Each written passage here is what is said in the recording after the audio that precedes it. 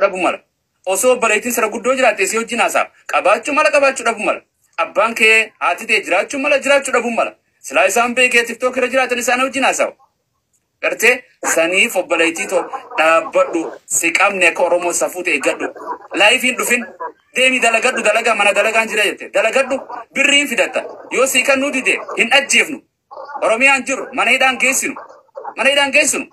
gartee namni wal qabuu hin danda'u asirratti isa qabuu hin dandeenyu atuu nuuf dhaabbattu hedduu wal saaxiltan inninis dhufee haasa'u walirra hin jirtan isirratti wal fakkaattiin wal barbaadii jiran dhiisaa wal abbaa manaa keetii meesi gaafadhu wal fuutanii jirtu abbaa manaa keetii inti naannaa himme isaas gaafadhee bar akkas maaf jala bocha ilmoo irraa qabdu si fuudhe haadha abbaa keessi kanneefi sargi godhattanii waliin jiraatan akka gartee wangeela keessaas hin jirtu quraana keessaas hin jirtu girlfriend boyfriend hin jirtu silaasa fuudhaa'u waan yakka fokkotaa akka abboomii wangeela kurnan keessatti illee sagaggaalummaan dalaginaa jedhamu akka islaamaatitti illee zinaa jedhamu kanarraa tobbata gama rabbii keessanii deebuu qabdan kanaaf hin boo'in an haadha mana kiyyaatiin boo'u yoo deemte dhiiseen ta biraa barbaaddadha isiin na jibbitu saa deemtu hin jedhin san hin boo'in maaltu TikTok irraa si bochise asitti maaltu si bochise waggaa 2 guutuu Sara inni jireenya mataa isaa jira qarshii kiyya naafuudha Oromoo qarshii kan naaf deebistaa jetteetti kannite liqitti kannite moo jaalattanitu wal nyaachiftan ayyee waliif hin taanu taanaan siifan deebisaadhaan walii galle sii gaafanna keessaan sin jedhe keessaan anaa sii gaafata ummata manguddummaa sanii ijoolleen nufidu garee goonee sii gaafanna naaf waliif taanee wal fuune taanaan wal fuune waliif hin taane taanaan qarshii amma dalage ani waan qabeensi ni kakadhaan itti meera itunni Suudaan jiru an qarshii kiyya inni sun jedheera bar waa'ee kiyyaa waan jedhe sirratti dheeressu TikTok ummanni anaaf si wali buusa boodaanuma kana gartee feetu ajandaa na godhatta nalleen godhatin ajandaa dubbiin tiyya si taatu fudhadhu si tobaatu edadaan dhayi maasi jedhe si gaafanna waan kee keessaan si gaafanna waa'ee kiyyaa hin dubbatin laayifii dhufte inninis waa'ee kiyya dubbii teessan irra wannaan jechuu barbaadu dhugaa mucattii tanaa keessaan gaafadhaa fi mee jaarsota warra dubbii sallaalellee keessaan gaafadhaa isin dhagayani isin amma nuti nama ustaaza kenna obsi rozi obsi deeme sana Isaaq Zeenuu jechuudha kanatu gorsaa jira asli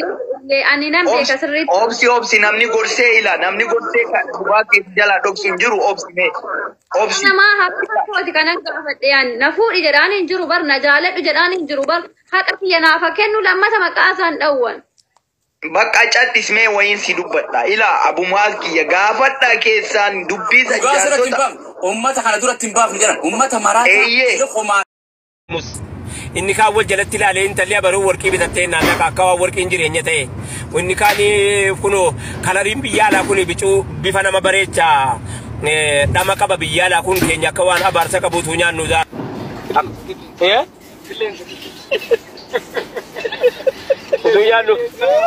utu yaannu daaraa buuna malee qabnu qilleensa haayira si yaannu dubbee koo taa'e haa ta'u malee qilleensa maaliifi biyyamba o'atu jira malee aduu miti kan jiru biyya keenya immoo aduutu jira malee o'aa miti kan jiru qabbannis qilleensis malee namni inuma nyaata kan nyaatu illee inuma gurraacha hin daddaalachoofnu waan namatti qilleensatti waan akka daaraa wayii buuna waan hin beekan kawana buse nabo argila la ummata mo kanati ya koy ga amma jolletti wa sara wa ammo min jolletta sara obboletto won kotti wa sata jira koy me amma ga ela amma ga obboletto won kotti wa sara nadiba wa isi nadiba rakko sina rakisa koy rakkon kun dinunu mattias dufa jira akamitti nitti dufa jira beita intalli tokko bultiisi yoo isiin ni jaarranne amma ni jaarranne ajennu joofne jedha akka konnu raka dadala joofne jedha atilleetti nu dabala maa qilleensi maaluma biyya keenyaatu yoo kana gama malee maa namni xaafii namni shiroo yaadataa xaafii yaadataa shiroo yaadataa akkaataa biyya keenya sanaa yaadataa asitti hundaalachoofta achi dhiisa warri garam isa kanaan dura yaadachi iyyuu asitti utuunuma mudatinu iyyuu yaadachuudhaan nun daalachoofta ijoollee dubbiin hamtuuni bakka kana jirti akkam taanaan baru ustaaz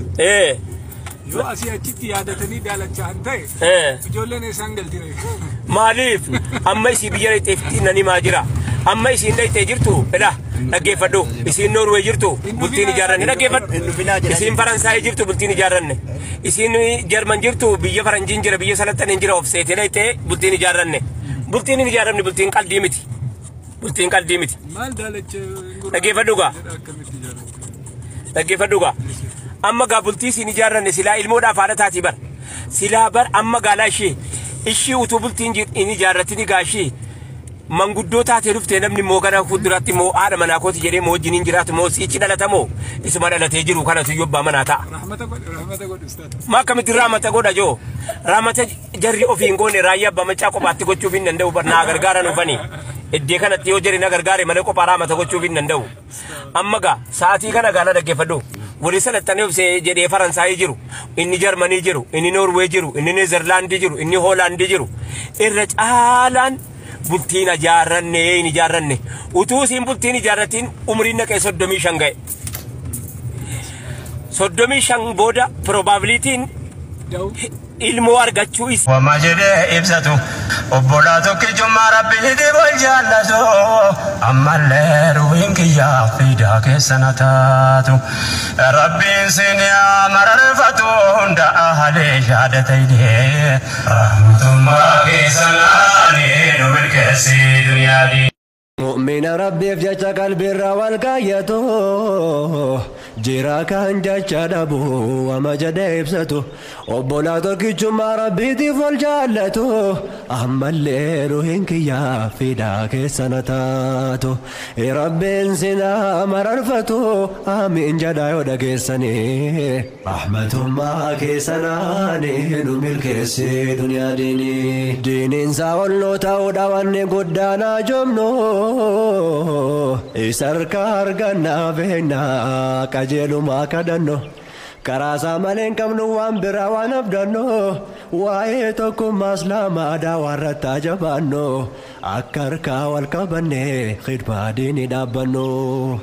erga wale ittidamano kana ya buladini rahmatumma kesanani numil kesi dunya dini qadri ilman ma ifate bas islamni rahmatumma kesanani